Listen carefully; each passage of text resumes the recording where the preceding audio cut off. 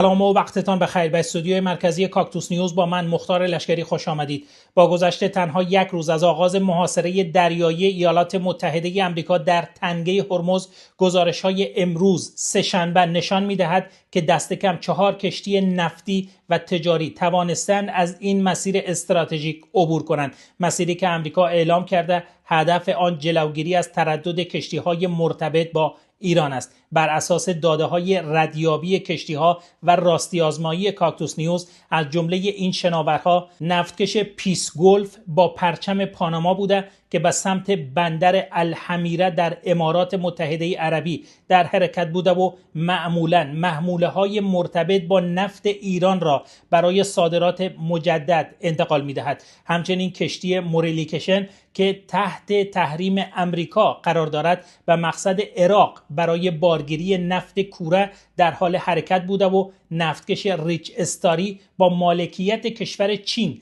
پس از بارگیری حدود 250,000 بشکه متانول در امارات از تنگه خارج شده است. گزارش ها حاکی است که این کشتی ها عمدتاً به مقصد مستقیم ایران نبوده و همین موضوع باعث شده از محدودیت های اعلام شده توسط امریکا عبور کنند. در مقابل برخی کشتی ها هم پس از نزدیک شدن به تنگه هرمز مسیر خود را تغییر داده و بازگشتند که نشان دهنده فضای پر ریسک و نامشخص حاکم بر این گذرگاه حیاتی است. ایالات متحده آمریکا تاکید کرده که محاصره به صورت هدفمند علیه کشتی‌های اعمال می‌شود که به بنادر ایران وارد یا از آن خارج می‌شوند و کشتی‌های دارای مقصد غیر ایرانی همچنان اجازه عبور دارند. رویکردی که نشان می‌دهد این محاصره به جای یک انسداد کامل به صورت محدود و گزینشی اجرا می‌شود.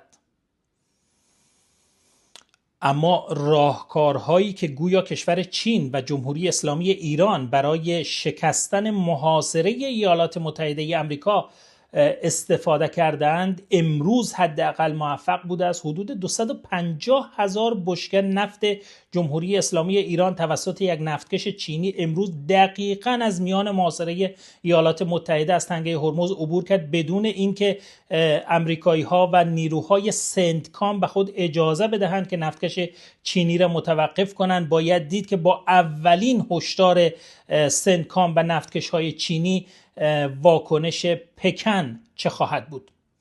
در حالی که دور نخست مذاکرات مستقیم میان ایران و ایالات متحده آمریکا در پاکستان پس از بیش از 20 ساعت گفتگو بدون نتیجه پایان یافت، گزارش‌ها امروز سه‌شنبه حاکی است که تلاش‌ها برای برگزاری دور دوم این مذاکرات همچنان ادامه دارد. بر اساس این گزارش‌ها ایالات متحده آمریکا پیشنهاد کرده بود که ایران برای مدت 20 سال غنیسازی اورانیوم را متوقف کند، در حالی که ایران در مقابل پیشنهاد توقف کوتاه مدت‌تری در حدود 5 سال را مطرح کرده است. پیشنهادی که از سوی واشنگتن در دور اول مذاکرات گویا پذیرفته نشده است. این اختلافات عمیق بر سر برنامه هسته‌ای یکی از عوامل اصلی شکست مذاکرات و تشدید تنش‌ها در منطقه عنوان شده است، هرچند نشانه‌هایی از احتمال ادامه گفتگوها همچنان باقی مانده است. اما حتما به خاطر دارید که پیش از شروع جنگ 40 روزه میان ایران، ایالات متحده آمریکا و اسرائیل، آمریکایی ها میگفتند که به هیچ عنوان ایران اجازه غنیسازی اورانیوم را نداره و ما 400 تا 600 کیلوگرم اورانیوم غنی شده ای که نزد ایران هست را هم باید تحویل بگیریم. تنگه هرمز هم باز بود، اما با شروع جنگ 40 روزه تنگه هرمز به پیش شرط‌های آمریکا اضافه شد به دلیلی که ایران تنگه هرمز را در اختیار گرفت و حالا ایران یک گام دیگر رو به جلو گذاشته. پیشنهاد 20 ساله آمریکا را هم رد کرده و در عوض خود پیشنهاد 5 ساله داده است که این بار آمریکا نپذیرفته است. حالا باید دید که اگر مذاکرات دیگری در ادامه همین هفته انجام شود، دو طرف می توانند به نتیجه‌ای برسند یا نه. اما گفته می شود که بسته بودن تنگه هرمز توسط جمهوری اسلامی ایران ضربه بزرگی به انرژی جهان است. از طرف دیگر محاصره تنگه هرمز حالا توسط ایالات متحده آمریکا می تواند روزانه حدود 400 میلیون دلار و اقتصاد ایران، اقتصادی که واقعا وضعیت مناسبی در درون ایران ندارد، ضربه بزند. ما در رابطه با 400 میلیون دلار ضرر روزانه از محاصره تنگه هرمز توسط آمریکا بر ایران را قرار است که در سرویس دوم خبری امروز کاکتوس نیوز انشاءالله با عبدالفتاح احمدزئی که به صورت دقیق رفته و بررسی کرده را با شما در میان بگذاریم. اما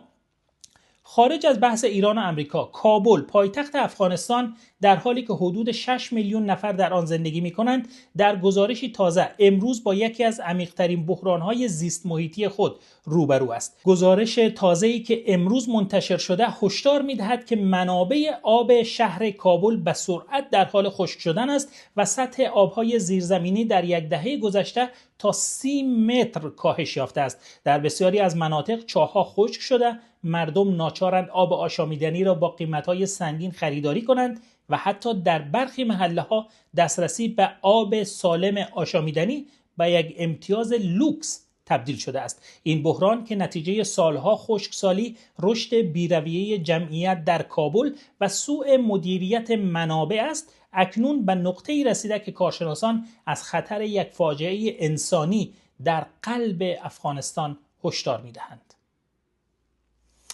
اما در کنار اینکه آب آشامیدنی حالا در کابل پیدا نمی شود، پناهجویان و مهاجران افغانستان در بیرون از کابل و افغانستان هم گویا برای دریافت پناهجویی با مشکلات عدیده‌ای روبرو هستند. در تازه ترین گزارش‌ها که امروز منتشر شده، وضعیت مهاجران افغانستان در خارج از افغانستان هم نگران کننده توصیف شده است. از یک سو افغان‌ها در پولند با ادامه محدودیت‌های شدید در روند پذیرش پناهندگی و خطر اخراج به گفته وزارت خارجه پولند مواجهند و از سوی دیگر بیش از 1100 افغان همچنان و نزدیک به 5 سال در کمپ‌های آمریکایی در حالت بلا تکلیف گیر ماندند. نه انتقالی در کار است و نه آینده‌ای واضح. این وضعیت نشان می‌دهد که بحران افغانستان تنها در درون مرزها محدود نمانده، بلکه میلیون‌ها افغان در بیرون از کشور هم با بی‌سرنوشتی، ناامنی حقوقی و آینده‌ای نامعلوم دست و پنجه نرم می‌کنند. ایالات متحده آمریکا و یکی از سخنگویان وزارت خارجه ایالات متحده آمریکا هم روز گذشته گفت که نخیر، پرونده های SIV یا همان پناهندگی مخصوص برای کسانی که با نیروهای آمریکایی در طول 20 سال جمهوریت همکار بودند هم شامل همان ممنوعیت سفر به ایالات متحده آمریکا می شوند، هرچندی که تا 3 ماه پیش همچنان و پس از فرمان دونالد ترامپ تعدادی از مهاجران افغان که درخواست ویزای SIV داشتند موفق شدند که وارد ایالات متحده آمریکا شوند.